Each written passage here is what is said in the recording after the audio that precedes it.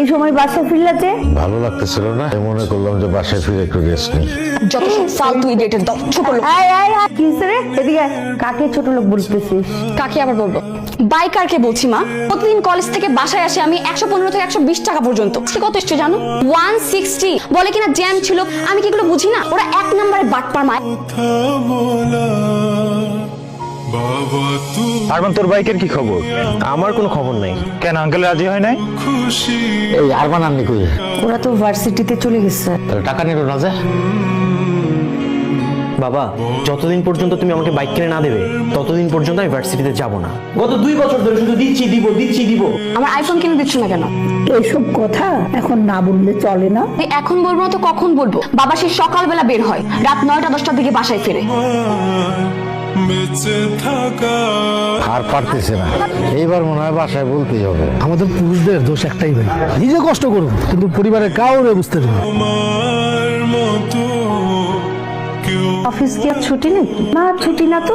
একটা মেয়ে shopping mall থেকে বের হয়ে ভাইয়ের বাইকে এসে বসলো।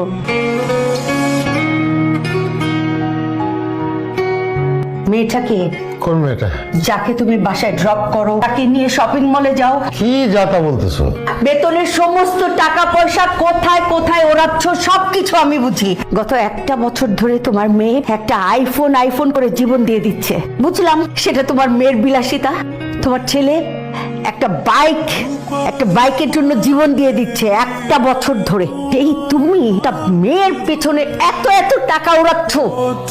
চলতে শিখেছি, জানি না কত বাবা নেই।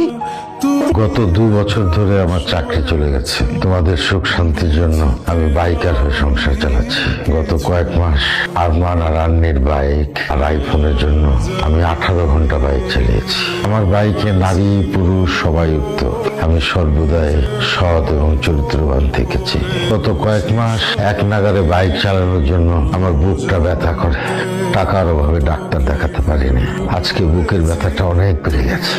যদি বেঁচে না থাকি তোমরা আমাকে ক্ষমা করে দিও।